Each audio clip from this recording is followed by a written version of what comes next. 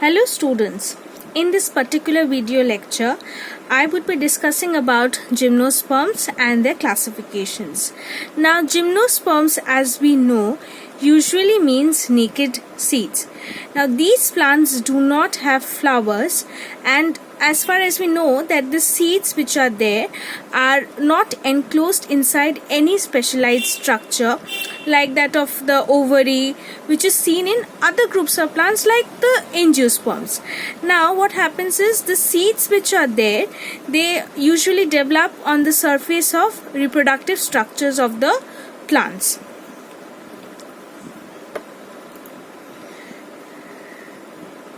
Now here we would discuss about certain characters of gymnosperms. Like they usually possess naked seeds, and we know that they do not produce any flowers. The seeds are not formed inside the fruits, and therefore the seeds are naked. And these plants are usually found in the colder regions, but certain ornamental plants are also found in the nearby areas, and one of the specialized structure is the presence of needle-like leaves, as we can see in this presentation. And the wood which is there, they are either perennial or woody. So the image which you can see here is of if you can see the pointer, it is a giant sequoia tree, which is one of the most tallest trees in the world, and they have a giant wood at the base, which you can see, which is a trunk-like structure, and which is one of the most signifying characteristics of these gymnosperms. And these are usually not differentiated into ovary, style and stigma. And as we all know that since the stigma is absent, they are pollinated by the wind. And as a result of which the male gametophytes which are there, they usually produces two gametes, but one of them is only functional. There are cones, as we can see here. There are certain cone-like structures, as it is apparent in these diagrams, which are basically the reproductive structures. And so these are basically some of the most common characteristics of gymnosperms. Now we would discuss about the classification of gymnosperms. So here, as we can see, that according to Gifford and Foster in the year 1989, certain modes of classification were being given by both of these botanists, and the basic mode of this classification, if you follow these red arrows, where just look at the pointer. So these are the groups in which it was been the gymnosperms will be divided, like the Progymnospermophyta, Pteridospermophyta, Cycadophyta, Cycadioidophyta, Gingophyta, Coniferophyta and Gnetophyta. So these were the basic forms of division, or the according to which Gifford and Foster had classified gymnosperms. Now here you can see that there is a division called Progymnospermophyta. So these are basically all extinct, and this is a fossil which you can see in this picture. So accordingly, in Progymnospermophyta, the secondary, if we discuss about the anatomy, the secondary xylem tracheids could be seen, followed by their circular bordered pits and fern-like fronds, and their mode of dispersal was the same as plants of today of gymnosperms. They were being dispersed by spores, since there were no seeds, and probably it has been thought that they are the most immediate ancestors of all seed plants. An example of it is Archaeopteris. Next, we would see about Pteridospermophyta, which is also known as the seed ferns. Now, if you again follow the anatomy, the gymnosperm seed type with fern-like fronds, and these are also all extinct plants, and they were also considered to be the immediate ancestor of the cycads.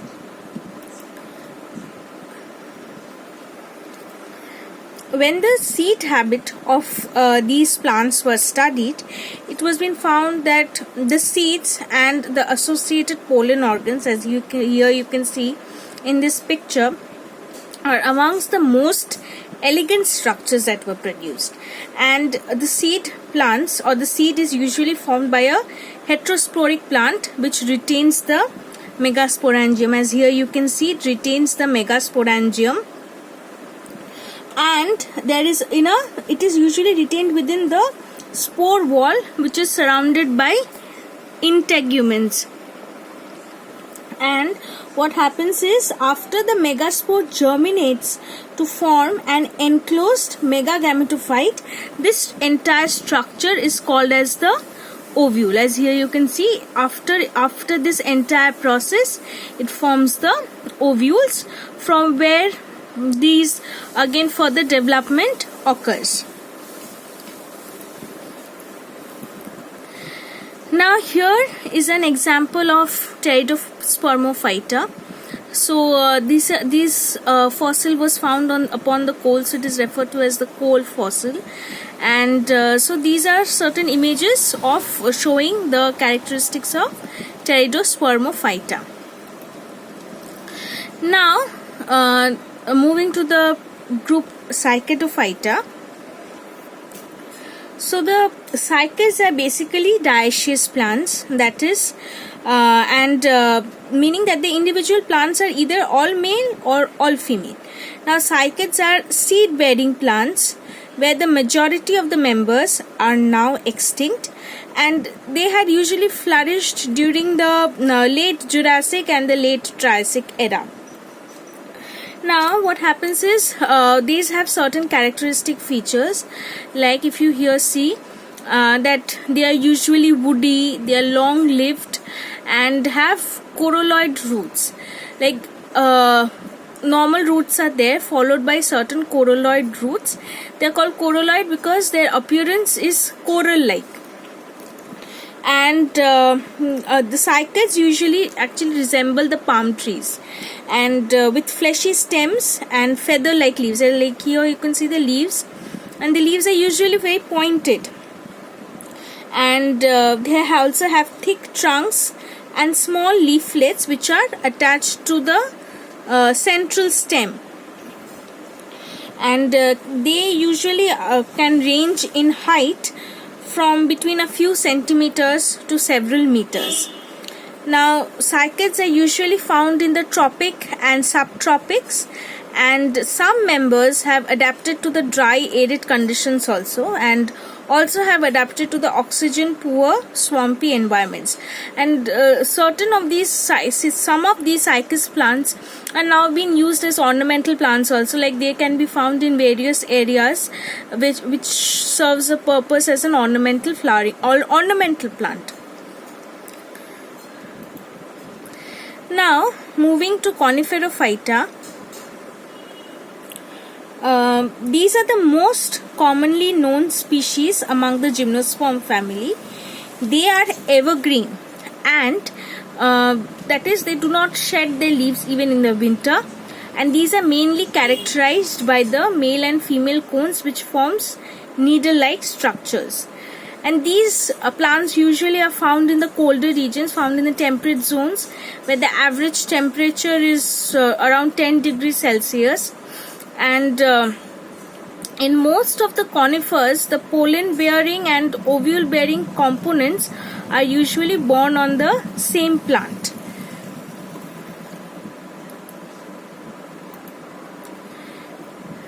Now here is a picture of Pinus sylvestris and its various structure, like the pollen bearing cones with microsporophylls. Then there is a picture showing you the 1-year-old ovulate cone, the 2-year-old ovulate cone. Then within the ovule there is presence of this, within the structures there is presence of these ovules, micropyle, micropylar appendages. Now what happens is, a pollen bearing cone, that is the microstrobulus, consists of a central axis. If you can see here, there is a central axis on which these plants or these structures are born in a close helical arrangement. These are usually borne in a helix-like structure, and the reduced fertile leaves, which are the microsporophylls, are also there. And on the lower surfaces of the microsporophylls, certain elongated structures like the microsporangia are also present, and the ovulate cones, which is like here you can see, the megastrobulus. It is more complex than the microstrobulus structure. And there are certain scales like the ovuliferous scales, and these ovuliferous scales are usually it is basically formed on the cone axis, which is nothing but the reduced scale leaf or bract. And in some conifers, this bract is unrecognizable because it has been fused to that of the ovuliferous scale.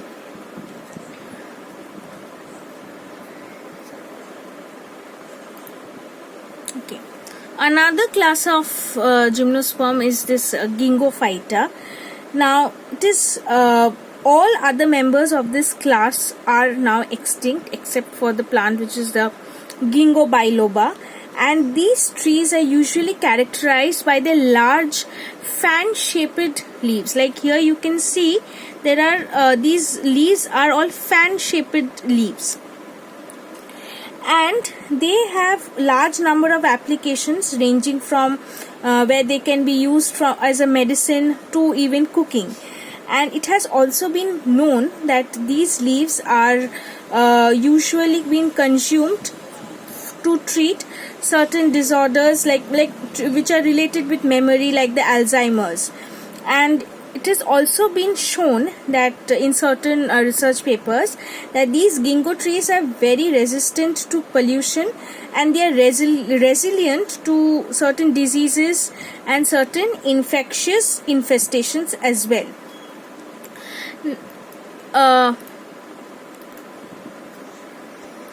Now here is an image of this Ginkgo biloba plant, where you can see the plant with the seeds. Then there is the leaf, which is the fan-shaped leaf, and this is actually the entire image of the plant. And these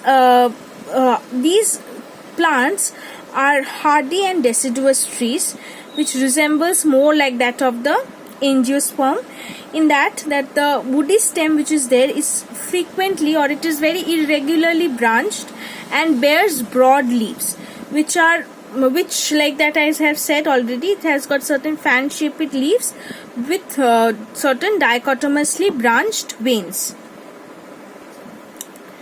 Moving to the next form is the Gnetophyta. So they are usually tropical plants, or more or like of a tropical plants, trees and shrubs, and their major characterization is by the presence of certain flowery leaves that have a soft coating. So this kind of relation, or this kind of flowery leaves with a soft coating, reveals that their ancestral connection with the angiosperms.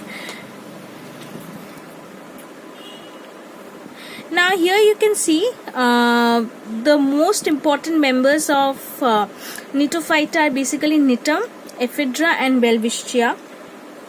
And the Gnetophytes usually differ from other members of this class, of this particular group, since they possess certain vessel elements in the xylem which is not found easily in the other groups. And if you see the picture of Ephedra, these Ephedra have both microstrobili and megastrobili on the same plant, and they usually and they are more common, though they are like, even if they occur in the same plant, they are usually occur on separate plants as well. And both Cnitum and Welwitschia, they are all dioecious.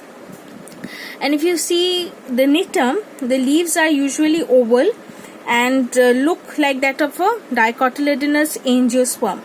And Ephedra, on the other hand, the leaves are usually small and scale-like. And if you closely see the leaves of Welwitschia, they are leathery and they are strap-like. So these are basically some of the characteristics of the groups of gnetophytes.